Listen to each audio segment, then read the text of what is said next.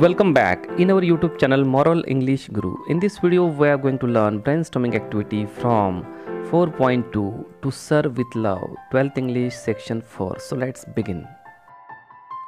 Question number 82 मधलं पहिलं, arrange the incidents in correct sequence as per their occurrence in the extract.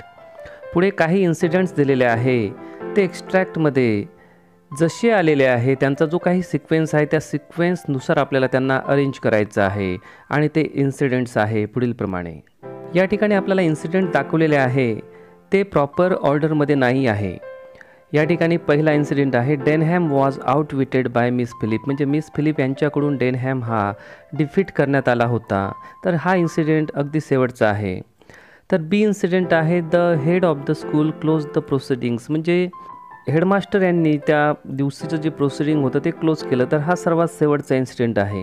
C Denham asserted that PT म्हणजे physical education किंवा physical training periods were a waste of time. तर हा मधातला एक incident आहे during तो जो हाफ इयरली प्रोग्राम होता त्या दरम्यानचा. The slips were folded and placed in a hat, ज्या वेळेला टीचरचं सिलेक्शन होतं, जे टीचर स्टेजवर बसणार होते तर त्या टीचरचं सिलेक्शन हे एका हॅटमध्ये काही स्लिप्स टाकण्यात आल्या, चिठ्ठ्या टाकण्यात आल्या. तर तो इन्सिडेंट आहे. E Fernman was as usual a trump card, Fernman हा एखाद्या ट्रम्प कार्डप्रमाणे होता. F Denham called out the names of representatives, जे रिप्रेझेंटेटिव्ज त्या ठिकाणी स्टेजवर होती किंवा त्यांना जे काही काम सोपविलं गेलं होतं तर त्या सर्वांचं नाव घेण्याचं काम डेनहॅमनं केलं. आणि शेवटचं आहे students council was held every year on November 15. तर अशा प्रकारचे काही इन्सिडेंट या ठिकाणी दाखवलेले आहे. ते प्रॉपर ऑर्डरमध्ये किंवा एका सिक्वेन्समध्ये नाही आहे. त्यांना आपल्याला आता एका सिक्वेन्समध्ये लावायचं आहे. बघूया त्यांचा एक प्रॉपर सिक्वेन्स. तर या एक्स्ट्रॅक्टप्रमाणे पहिला इन्सिडेंट आहे तो जी नंबरचा आहे. Students council was held every year on November 15, म्हणजे हा आहे या एक्स्ट्रॅक्टमधला पहिला इव्हेंट. त्यानंतरचा इव्हेंट आहे F Denham called out the names of the representatives. त्यानंतरचा इन्सिडेंट आहे E Fernman was as usual a trump card. त्यानंतर इन्सिडेंट आहे D the slips were folded and placed in a hat. त्यानंतरचा प्रसंग आहे C Denham asserted that PT periods were a waste of time. आणि त्यानंतर Denham was outwitted by Miss Philip. आणि सर्वात शेवटी the head of the school close the proceedings. तर अशा प्रकारे हे सर्व इन्सिडेंट या एक्स्ट्रॅक्टमध्ये आलेले आहे आणि या ठिकाणी आपण त्यांना प्रॉपरली अरेंज केलेलं आहे. पुढचा प्रश्न आहे describe in brief the purpose of organising the half yearly report programme of students council. तर half yearly report programme of students council organise करण्याचा काय उद्देश आहे हे आपल्याला अतिशय संक्षिप्तपणे या ठिकाणी मांडायचं आहे. Half yearly report programme of students council was organized every year to know the progress of students by telling them to prepare a reports on their respective studies. A panel of teachers had to take a seat on stage in order to answer the questions which were arising out of the various reports. Students were assigned different responsibilities and different role to play on the stage. Overall performance of students was noted. In short, the main purpose of organizing such program was to know what their students understood rather than learning. तर हा programme दरवर्षीच घेण्यात येत होता आणि या प्रोग्रामच्या माध्यमातून overall विद्यार्थ्यांची जी प्रगती आहे ती पाहण्यासाठी हा प्रोग्राम घेतला जात होता. या प्रोग्रामच्या माध्यमातून विद्यार्थ्यांना वेगवेगळ्या रिस्पॉन्सिबिलिटीज असाइन केल्या जात होत्या आणि ते त्यांचा रोल कशा पद्धतीने करतात, कशा प्रकारे त्यांचा परफॉर्मन्स आहे. तर या सर्व गोष्टींची माहिती एक पॅनल जे शिक्षकांचं असतं आणि ते शिक्षकांचं पॅनल स्टेजवर त्या ठिकाणी बसून असतं. ते सर्व शिक्षक लोक हे सर्व परफॉर्मन्सेस पाहत असतात आणि कोणते स्टुडंट्स काय प्रगती करत आहे, कोणत्या वर्गाच्या स्टुडंटची किती प्रगती आहे. तर अशा प्रकारचं सर्व ओव्हरऑल पाहण्याचं काम, विद्यार्थ्यांची प्रगती पाहण्याचं काम या ठिकाणी होत असतं. आणि हा प्रोग्राम याहीसाठी ऑर्गनाईज केला जात असतो की विद्यार्थी आपल्या शालेय जीवनामध्ये काय शिकले याच्यापेक्षा ते जे काही शिकले त्याचा वापर ते आपल्या जीवनामध्ये कसे करू शकतात, म्हणजे त्यांचं अंडरस्टँडिंग कसं आहे हे पाहण्यासाठी सुद्धा या प्रोग्रामचा वापर केला जात असतो. क्वेश्चन नंबर 82 मधलं third, write in your own words the entire half yearly report programme of students council. तर या प्रश्नामध्ये आपल्याला half yearly report programme of students council या प्रोग्रामचा एकंदर वृत्तांत लिहायचा आहे. म्हणजे एकंदर हा प्रोग्राम नेमका काय होता, कसा होता, तो कधी स्टार्ट झाला, का स्टार्ट झाला, त्याचा उद्देश काय होता, त्यामध्ये काय झालं, तर एकंदर सर्वच बाबी यामध्ये या प्रश्नाच्या उत्तरामध्ये आपल्याला या ठिकाणी लिहायचे आहे. तर हे उत्तर लिहिताना हे उत्तर फार मोठं होऊ शकतं, त्यामुळे प्रत्येक विद्यार्थ्यासाठी मी या ठिकाणी काही टिप्स देत आहे की या प्रश्नाचं उत्तर आपण या पॉईंट्सला धरून लिहावं. जसं की नरेटर आहे रिकी ब्रेथवेट, त्यानंतर टीचर झाले, त्यांना रेशियल डिस्क्रिमिनेशनचा सामना करावा लागला. त्यानंतर आपण बघतो की हाफ इयरली रिपोर्ट प्रोग्राम आला, त्यामध्ये स्टुडंट्सला काही परफॉर्मन्सेस होते, ज्या ठिकाणी आपण आता डेनहॅम आणि काही स्टुडंट्स आहेत त्यांचा महत्त्वपूर्ण रोल या ठिकाणी होता. हेडमास्टरचं ॲड्रेसिंग स्पीच होतं सुरुवातीला. त्यानंतर panel of teacher on stage, teacher बसले होते, ते कसे बसले, त्यांचं सिलेक्शन कसं झालं त्याबद्दल आपल्याला माहिती लिहावी लागेल. डिफरंट स्टुडंट्स परफॉर्मन्सेस होते, भरपूर सारे स्टुडंट्स त्या ठिकाणी होते, त्यांना वेगवेगळ्या विषयावर आपले मते मांडायला सांगण्यात आलं होतं. त्यानंतर या विद्यार्थ्यांमध्ये डिबेट आणि डिस्कशन झालं.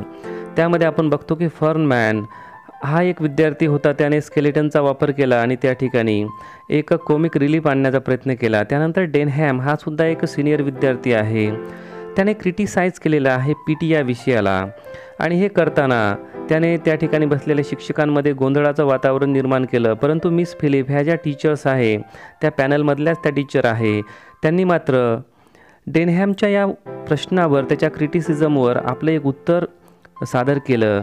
आणि त्यानंतर नरेटरचं सॅटिस्फॅक्शन, की नरेटरला त्याचे विद्यार्थी फार त्रास देत होते, परंतु या प्रोग्रामच्या माध्यमातून नरेटरला हे समजलं की त्याने जी टीचिंग केलेली आहे, त्याने जी विद्यार्थ्यांवर मेहनत घेतलेली आहे, त्या मेहनतीचं फळ त्याला मिळालं आणि त्याच्या विद्यार्थ्यांमध्ये त्याला एक चांगलं बिहेवियरसुद्धा पाहायला मिळालं. तर एकंदर या सर्व पॉईंटचा अंतर्भाव करून या प्रश्नाचं उत्तर आपल्याला लिहायचं आहे. प्रत्येकाने आपापल्या पद्धतीने हे उत्तर लिहिण्याचा प्रयत्न करावा. पुढचा प्रश्न आहे A2 मधला 4th, describe the question answer session that took place at the end of the extract. तर या एक्स्ट्रॅक्टच्या एंडला एक सेशन आपल्याला पाहायला मिळतं, ते आहे क्वेश्चन आन्सर सेशन. तर आपल्याला हे क्वेश्चन आन्सर सेशन काय आहे याबद्दल डिस्क्राईब करायचं आहे. The question answer session was in the end of the programme. Mostly senior students ask questions. Fernman and Denham were the important figures to ask questions.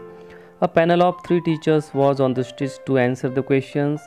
Denham criticized on PT. He asserted that there is no need of PT in school timetable, as it is twice a week for 20 minutes and it is a waste of time.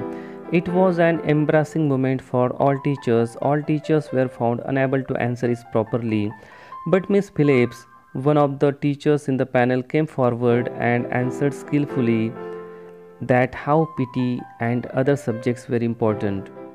तर हे question answer session एक्स्ट्रॅक्टच्या एंडला आपल्याला पाहायला मिळतं. त्यामध्ये काही senior students आहेत, त्यांनी प्रश्न विचारलेले आहे.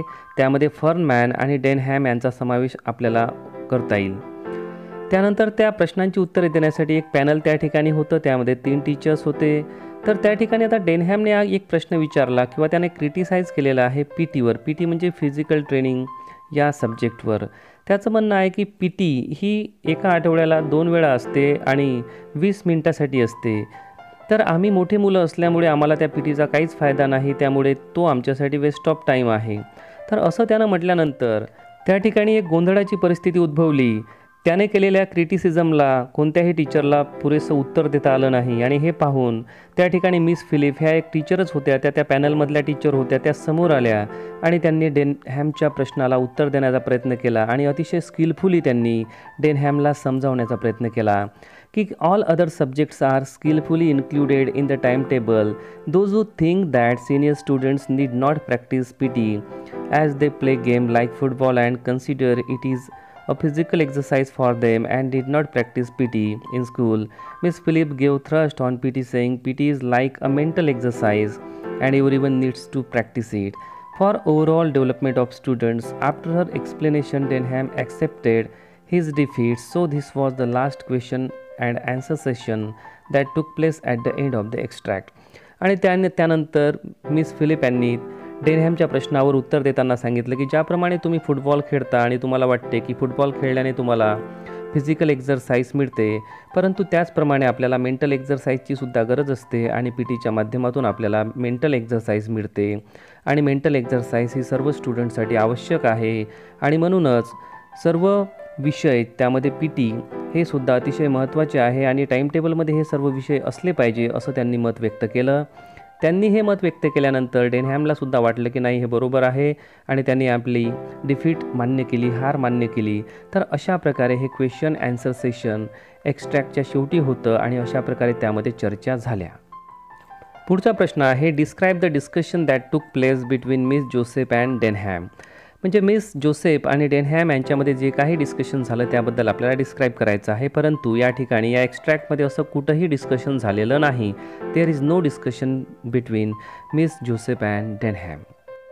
तर विद्यार्थी मित्रांनो, ही होती brainstorming activity from 4.2 to sir with love. आणि विद्यार्थी मित्रांनो, जर आपण या चॅनलवर नवीन असाल आणि अजूनही आपण या चॅनलला सबस्क्राईब केलं नसेल तर अवश्य करा. जर तुम्हाला हा व्हिडिओ आवडला असेल तर या व्हिडिओला लाईक करा, आपल्या मित्रांना हा व्हिडिओ शेअर करा आणि अशाच प्रकारचे नवनवीन व्हिडिओ पाहण्यासाठी या चॅनलला जरूर सबस्क्राईब करा. वर्ग 10वा आणि वर्ग 12वा इंग्रजीचा बराचसा सिलेबस कंप्लीट करण्यात आलेला आहे आणि त्याचे सर्व व्हिडिओज मॉरल इंग्लिश गुरु या चॅनलवर अपलोड करण्यात आलेले आहे आणि त्याची लिंकसुद्धा डिस्क्रिप्शन बॉक्समध्ये दिलेली आहे. Thanks a lot for watching moral English Guru.